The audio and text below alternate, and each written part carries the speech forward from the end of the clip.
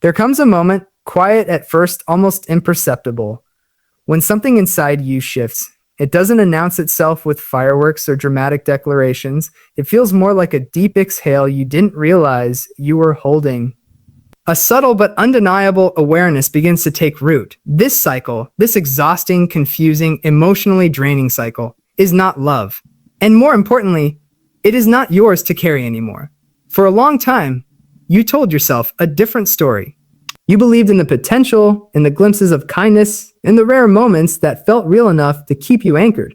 You became fluent in hope. You learned to read between the lines, to decode silences, to anticipate moods. You became hyper-aware, not because you wanted to, but because you had to. Because loving someone who thrives on control, inconsistency, and emotional manipulation trains you to abandon your own internal compass and instead orbit around theirs. And if you're honest, you didn't just lose your sense of direction, you lost pieces of yourself along the way.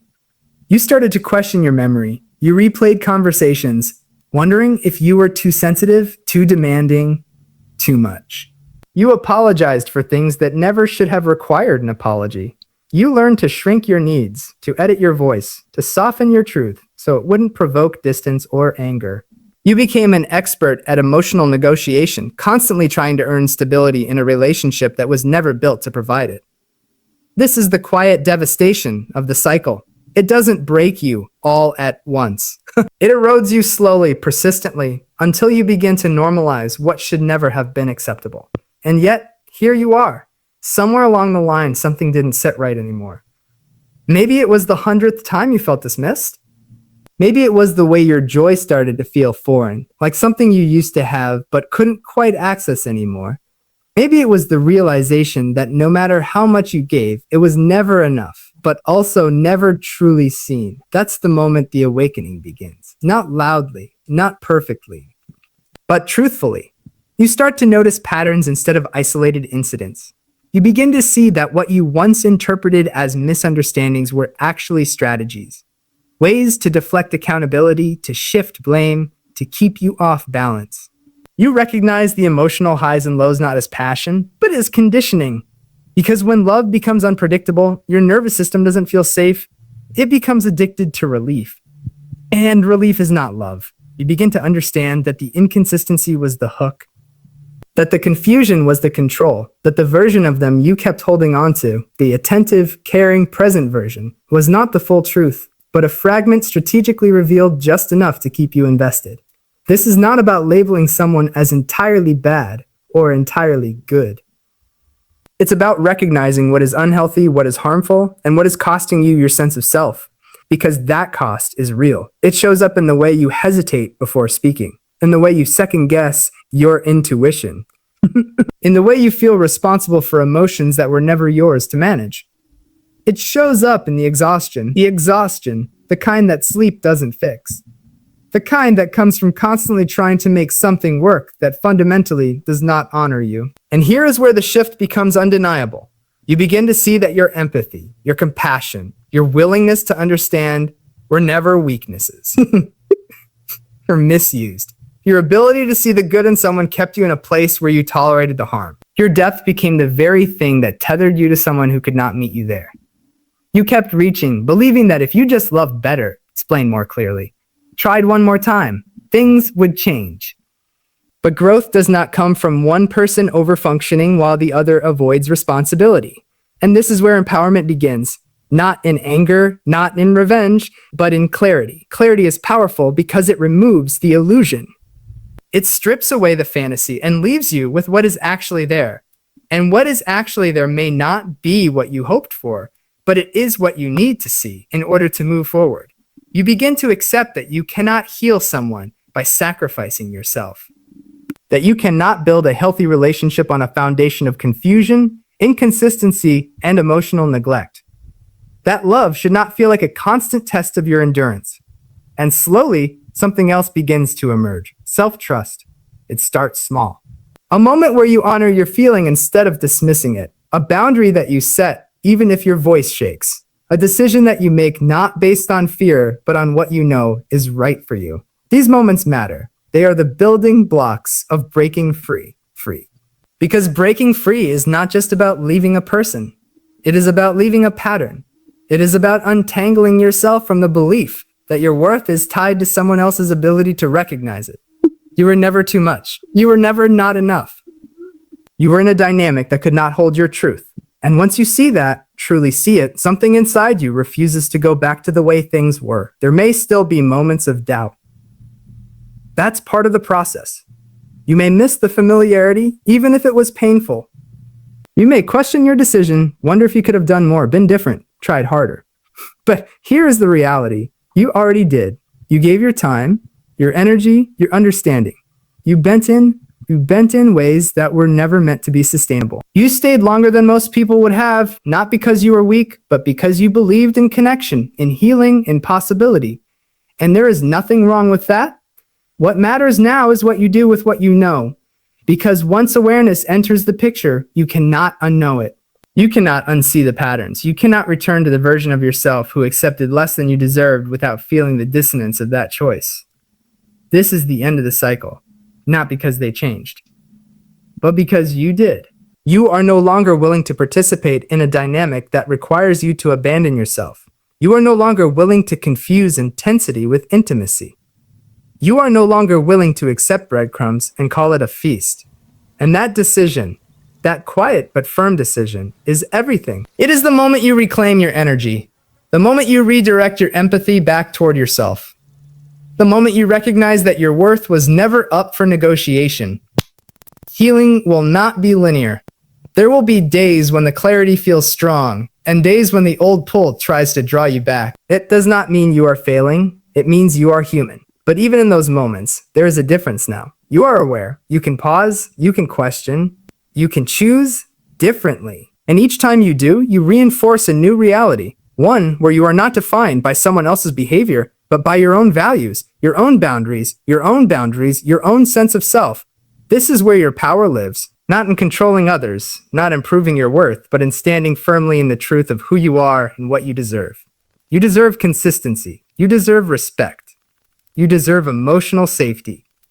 You deserve a connection that does not require you to lose yourself in order to maintain it. And as you begin to live from that place, something remarkable happens. The noise quiets. The confusion fades. The emotional fog begins to lift. You start to feel like yourself again, or perhaps like yourself for the first time in a very long time. There is a lightness that returns, a sense of peace that doesn't depend on someone else's mood or approval. A clarity that allows you to move forward without constantly looking back. This is not about becoming hardened or closed off. It is about becoming discerning. It is about understanding the difference between healthy vulnerability and harmful exposure. It is about choosing relationships that align with your growth, not ones that keep you stuck in cycles of doubt and depletion. And perhaps most importantly, it is about recognizing that breaking free is not an act of rejection. It is an act of self-respect. You are not walking away because you didn't care enough. You are walking away because you finally care about yourself enough. And that is where everything begins to change. And when you begin to care about yourself in that way, it doesn't feel loud or dramatic. It feels steady, grounded. It feels like no longer needing to convince anyone of your reality. The same words that once confused you now feel transparent. The same behaviors that once pulled you back in now feel predictable. Not because you've become cynical, but because you've become clear. Clarity has a way of simplifying what once felt overwhelming. You no longer overanalyze every interaction, searching for hidden meaning. You begin to take things at face value. If someone is inconsistent, you don't create elaborate explanations to excuse it. If someone dismisses your feelings, you don't translate it into something more palatable.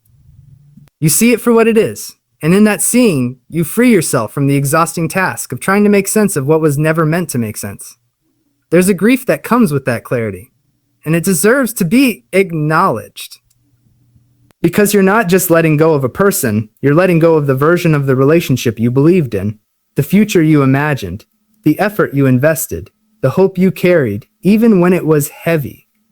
That grief can feel confusing because part of you knows you're making the right choice, while another part still feels the loss deeply. Both can exist at the same time. You can miss what felt good and still recognize what was harmful. You can feel sadness and still choose distance. You can acknowledge the emotional bond without allowing it to override your well-being. This is the complexity of healing. Not everything fits into a simple narrative of right or wrong, good or bad.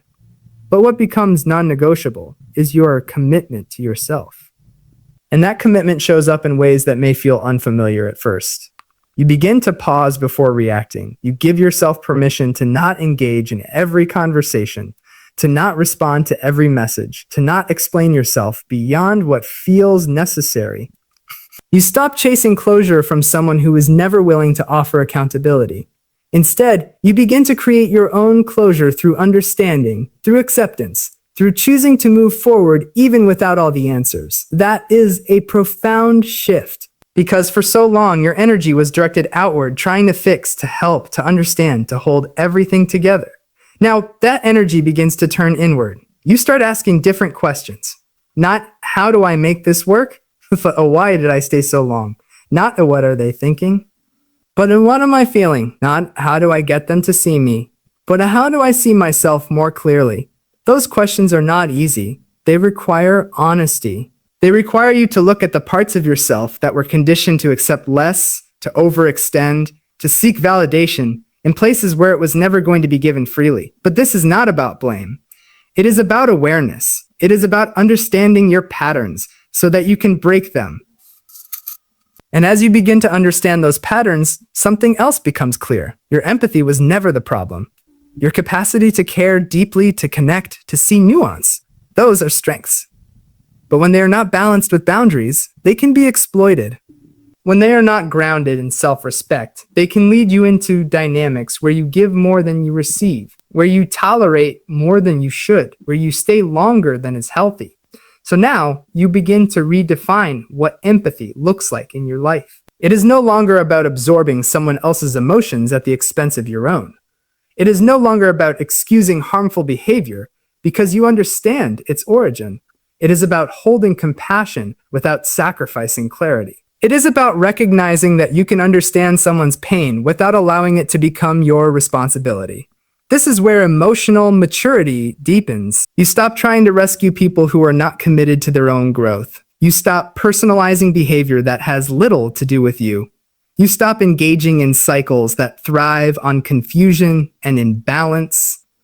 And in doing so, you create space for peace, space for stability, space for relationships that are mutual, respectful, and grounded in reality rather than illusion. That space may feel uncomfortable at first. When you've been used to intensity, to emotional highs and lows, to constant engagement, stillness can feel unfamiliar. You might even mistake it for emptiness, but it's not emptiness. It's neutrality. It's your nervous system recalibrating. It's your mind and body learning that not everything has to be a struggle, that not every connection has to feel like a challenge to be solved. And in that space, you begin to rediscover yourself. The parts of you that were quieted start to come back online. Your interests, your voice, your sense of humor, your creativity. Things that may have felt distant or dull begin to feel accessible again. You start making choices based on what you enjoy, what you value, what aligns with who you are, rather than what keeps someone else comfortable. That is freedom, not the kind that is loud or performative, but the kind that is deeply internal. The kind that allows you to wake up without the weight of constant emotional tension. The kind that allows you to move through your day without second-guessing your worth. The kind that reminds you that you are allowed to exist fully, without shrinking or overcompensating. And as this becomes your new baseline, your tolerance for unhealthy dynamics decreases. Not out of judgment, but out of self-respect. You begin to recognize early signs that you once overlooked. You trust your instincts when something feels off. You no longer need overwhelming evidence to validate your experience. You trust your perception. That trust is everything. Because it protects you, it guides you, it keeps you aligned with what is real, rather than what you wish something could be. And it allows you to engage in relationships from a place of strength, rather than from a place of need or fear. This doesn't mean you won't care deeply again. It doesn't mean you won't be open or vulnerable. It means that your openness will now be paired with discernment. Your vulnerability will be shared with those who have shown themselves capable of holding it with care. Your investment will be mutual, not one-sided. And if it's not, you will recognize it sooner. You will walk away sooner. Not because you've become detached, but because you've become aligned. Aligned with your values, your boundaries, your sense of self. Aligned with the understanding that love should not require you to abandon yourself. That connection should not come at the cost of your peace. That being chosen by someone else is not more important than choosing yourself. This is the deeper layer of breaking free. It's not just about ending a cycle. It's about transforming the way you relate to yourself and others. It's about stepping out of patterns that were familiar but harmful and into a way of being that is grounded, conscious, and intentional. And that transformation takes courage because it means sitting with discomfort instead of escaping into what is familiar. It means tolerating the unknown instead of returning to what is predictable but painful. It means trusting that what you are creating for yourself, even if it feels uncertain now, is healthier than what you left behind. There will be moments where the past tries to pull you back in, not necessarily through the person, but through the feelings. The nostalgia, the what ifs, the selective memories that highlight the good and blur the harm. That is where your awareness becomes your anchor. You remind yourself of the full picture. Not just the moments that felt good, but the patterns that caused pain. Not just the words that gave you hope, but the actions that contradicted them.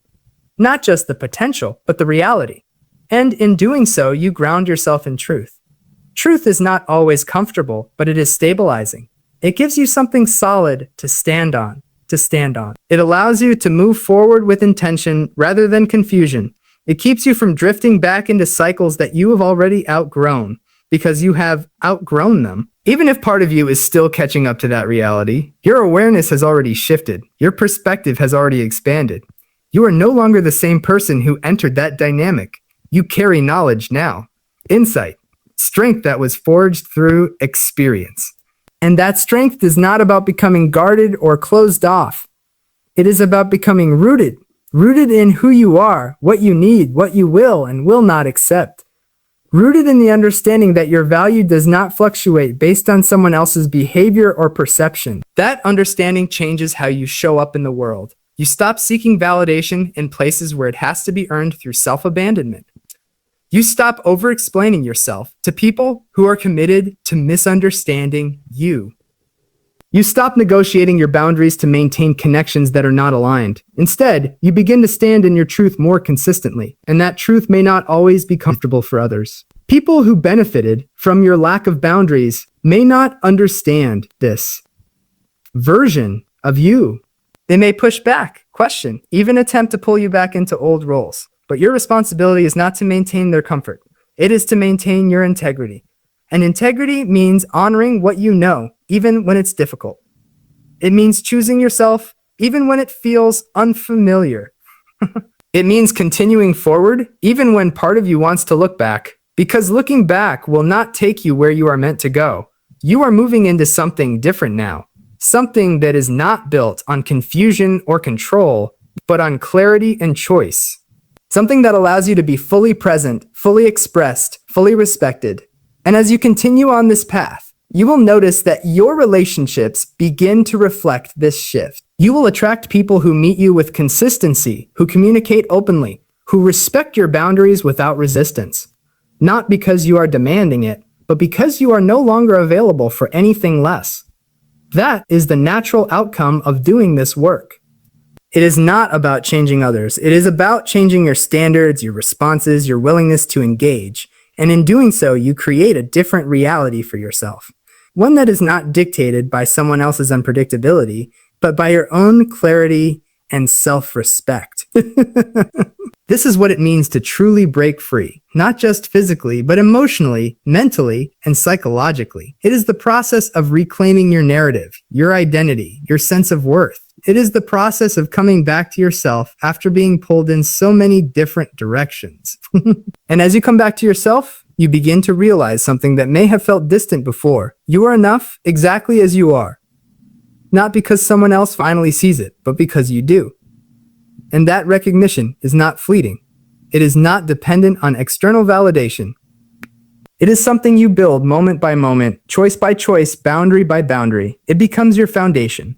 A foundation that cannot be shaken by inconsistency, that cannot be eroded by manipulation, that cannot be defined by someone else's inability to meet you where you are.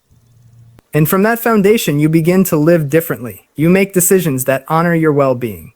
You invest your energy in places that feel reciprocal. You allow yourself to experience connection without losing your sense of self.